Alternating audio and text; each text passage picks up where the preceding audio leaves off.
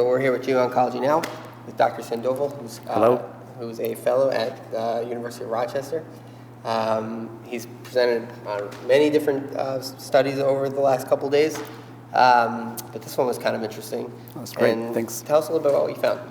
Yeah, thank you very much for the opportunity. This is a teamwork that we did at University of Rochester. Basically, we saw at a retrospective database for 20 years experience, and we looked at all of the patients that underwent radical and partial nephrectomy. There we saw that there were some patients that were clinically T1a, T1b, or T2 that after nephrectomy were upstaged to T3a. So in the literature, there's not much information about these patients. We have a large database for 20 years. And so we looked at the patients' demographics, and we find out we have 81 patients that were upstaged to T3 and find the pathology. So the problem was, okay, what do we do with these patients? 70% of these patients had a radical nephrectomy, 30% of these patients had a partial nephrectomy. So what do you do? If you had a radical nephrectomy, should we do something else or what? So the guidelines now, they offer that we should do an adjuvant treatment. The European guidelines, they say we can use, with a weak recommendation, to use pembrolizumab. But here's the thing, should we use pembrolizumab or adjuvant therapy to all of the clinical T1a or T2 upstage T3a? We don't know. So we looked at the oncological outcomes, and we find out when we categorize the patients clinically T1a to clinically T1b and clinically T2 that actually there's a significant difference in cancer-specific mortality between the stages. So we find out that maybe those that are clinical T1a should not all be. At the time of surgery. Yeah, clinically T1a and clinically T1b, So there are small tumors. We had only 17 patients that were clinically T1a, but of all of those, only one patient had recurrence, and we had one mortality. So the mortality was because of metastatic RCC, but it's only one patient. So should the other patients undergo adjuvant therapy? We don't know, actually. But maybe we can do some more research based on this.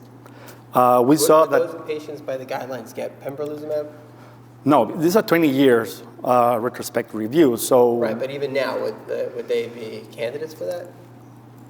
That's what we don't know exactly. The guidelines say to offer with a weak recommendation. So they would probably get pembrolizumab, maybe look at other high-risk factors such as the sarcomatoid features, the grade of the tumor, if it's other histopathological factors. Okay. Pretty much.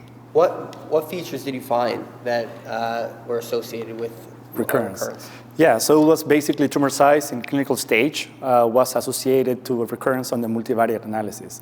So maybe those patients that are clinical T1a, they get upstaged to pathology T3, they should have an individualized approach, different follow-up time, and probably not getting adjuvant treatment right up front. I don't know. It's something we have to see. Would you say the other way too? Patients with clinically very low stage disease, maybe we can modify even our surveillance patterns for those patients? Definitely, yeah.